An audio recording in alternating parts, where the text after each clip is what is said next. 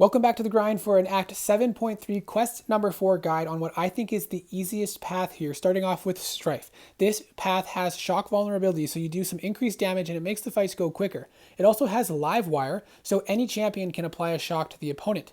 We have redoubled determination, so you want to avoid bleed, poison, and armor break debuffs, and every shock debuff you apply will increase the power gain that they get as well, but if it's just shocks, then it's not as bad to deal with. We also have Thunderstruck, so you won't be dealing normal damage unless you have a shock on the opponent, and also your own shocks or any shock in general is going to have increased potency, so champions that deal lots of shock damage will deal tons of shock damage here.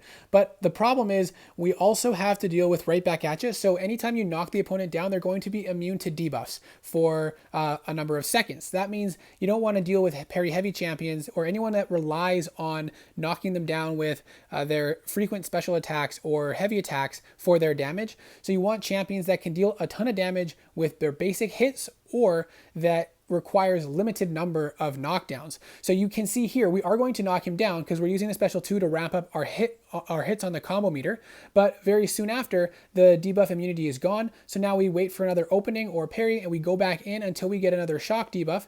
And once we get a shock debuff back up on the opponent, we'll start dealing damage yet again. It can be annoying sometimes waiting for a shock debuff to go up. It seems like it takes several hits, but once you get it, the damage is pretty nice. And hopefully you can chain on another shock before that one expires. But again, you have to remember that more debuffs means more power gain for the opponent. So Guillotine does put on degen debuffs, so that means the opponents will get some extra power, but she's also a good option because once you ramp her up, she starts to deal lots of burst damage, and with the shock vulnerability, the damage can get quite nice. So we're triggering the regen here because I was trying to play it safe and I blocked a lot of special 2s, but once we got all that healing, we throw off our special 3 to finish off the fight and carry over 100 hits, so the next fight we go into will already be dealing lots of damage with our basic hits when a shock is active on the opponent. Now, another champion, and actually the worst fight on this path is probably Guillotine, because you want to knock her down to get rid of her cloak, but if you knock her down frequently, she'll be immune to debuffs, so you won't be able to do damage without the shocks. However, Black Widow Deadly Origin is not only an amazing champion for this whole path because of her shock damage, but she's really good for Guillotine 2099 because her medium attacks decrease ability accuracies from triggering, decreased defensive abilities from triggering, but also if you miss an opponent, you get a passive evade charge. So you can see here, after this special attack, we're going to go in and it's going to trigger her cloak. And we got an extra passive evade charge, which means that if she was to attack into us before we could dash back, we would evade that hit and there really is no risk involved in triggering her cloak. So Black Widow Deadly Origin is not only the perfect champion for this path, but an amazing counter for Guillotine on this path. You can see yet again, we triggered the cloak, got an extra passive evade, and we actually were able to dash back in time, and we were able to avoid all of these hits. And look at this special 2, 22,000 burst damage on one of those hits.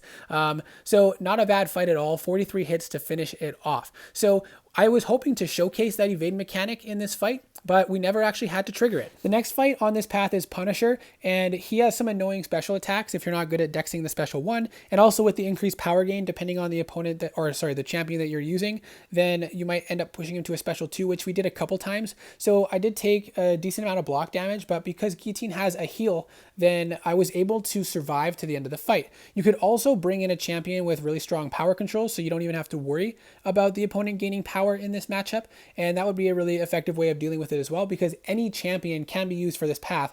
Because of the node on this path, any champion can trigger a shock on the opponent. So you can really bring whatever champions you want to counter the champions that you have to go up against. Another reason I brought Guillotine 2099 is for the Stryfe at the start of the path, because every time you crit, he'll gain those charges, but Guillotine does not crit. She gets damage from burst energy damage, so I didn't have to worry about him gaining any charges during that fight. So now you can see we're getting low on health because of all the block damage, but we're going to trigger our regen and top ourselves up. We're going to skip through a large portion of this fight because I don't see a large value in this. One of the downsides with Guillotine for this fight is Punisher has a way to not die, a cheat death mechanic. So here you're going to see we're throwing off our special 3 so that we can carry over our charges or our 100 hit count. But unfortunately, he triggers the cheat death, the Endure, and we are unable to carry over our charges because of that. So now we are waiting that out, and then we're just going to finish him off with our next basic hit. So unfortunately, he's not, or Guillotine is not the ideal champion to take up against this Punisher. The next fight is against Dragon Man, and I had brought in Red Guardian just because I wanted to take in that synergy for Black Widow Deadly Origin. I also wanted to give Red Guardian a try because I recently took him to rank 2 and wanted to see how we could do. Unfortunately, this fight did not go as well as I had hoped it would. I ended up making some mistakes and taking a lot of damage. And one of the problems is when you knock him down with your special 2, he purifies the stun and the rupture debuff, so you lose a lot of your potential damage. And then I forgot that with Nick Fury, if you apply a bleed, you'll get the added increased power gain. So I took him against Dragon Man so I wouldn't apply the bleed, but it ended up being a very long and frustrating fight. But we're going back in with Black Widow Deadly Origin now against Psycho Man, and man, this lane was just so much fun with Black Widow. Once you get going, the fights end so quickly. And again, you do not need a champion that applies shock, but their shocks will deal more damage because of the nodes. However, any champion has access to the shock, as we've seen, so you can use anyone that deals a lot of damage without having to apply debuffs and without having to knock them down, and you should be having a pretty easy fight on these lanes. So I finally had an opportunity for my Black Widow Deadly Origin to shine, and I'm very glad that I had her at rank 2 for this. But look at that damage. Some of these bursts are over 20,000, and it's a lot of fun to see her dealing so much damage. And with a single special 2, you see these fights are barely over 40 hits in this pretty high level content when these health pools are so high. And then this next fight is against Mr. Negative. Again, we're taking in Black Widow Deadly Origin. This time we have the class advantage, and look at the shocks we're stacking up. We've got up to 9 on some of those. Some of them are dealing, I think we were getting a couple thousand per tick, some of those red numbers, and we're already down to 60% at 16 hits in the fight. Now we're waiting for another opening, trying to get a counter with that insight so we can get some added crit and shock application. And then once we get up to a special 2, we're going to have a lot of fun watching the red numbers fly, and we're going to hopefully dodge this special 2. And we missed that insight, unfortunately, so we dashed back and got a little intercept, throwing off the special 2 for some nasty burst damage, and we had way overkill, finishing with 40 hits in the fight. Now, I'm going to show a couple of the fights on this because I had a couple clips, so we'll show a bit with Doctor Strange and a bit against Symbiote Supreme. So the main things with Doctor Strange is he's going to gain power when he nullifies your buffs, which he does pretty regularly and frequently, and then he's also going to be gaining armor up buffs after throwing his special attacks. The special attacks are also going to invert your controls, so as soon as he throws it, you're going to have to switch your dashes. And every time he has an armor up buff, when you attack into him, you're going to get damage back against you. It's kind of like a Thorn's node. So you want to always nullify his armor up buff. So you can see every hit we're getting reverberation and damage back against us while he has this armor up active. He has an armor up as a part of his basic kit in his cycle, but also after he throws his special attacks, he's going to get an armor up buff as well. So you need a champion that can stagger or nullify very good, but also one that can control power would be ideal. So Dr. Doom is great. You can literally put him into a into a Doom cycle, not let him throw any special attacks, and have all his buffs get nullified.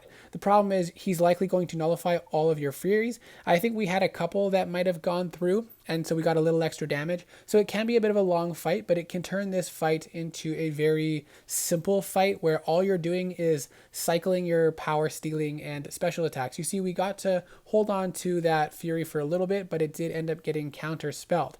Now we threw off our special 1 and we're throwing off our special 2, and now we're going to hold block. And are just kidding, we're not holding block. We are just going in and hoping that we can steal some power before he gets to a special 3. And then the special 1, you can just infinitely cycle your special 1s and not have to worry. But what I see here, actually, we threw off the special attack while he had a Fury pop up, and we did take some damage back. So I think after this is when I started to be a little bit more cautious about what I was doing. So now I'm just kind of backing off and playing safe. We're just blocking some of the special attacks, or at least parts of it, so we don't end up taking as much damage with the reverse controls if you mess up. But now we've got our nullify going, and we're going to be stealing power.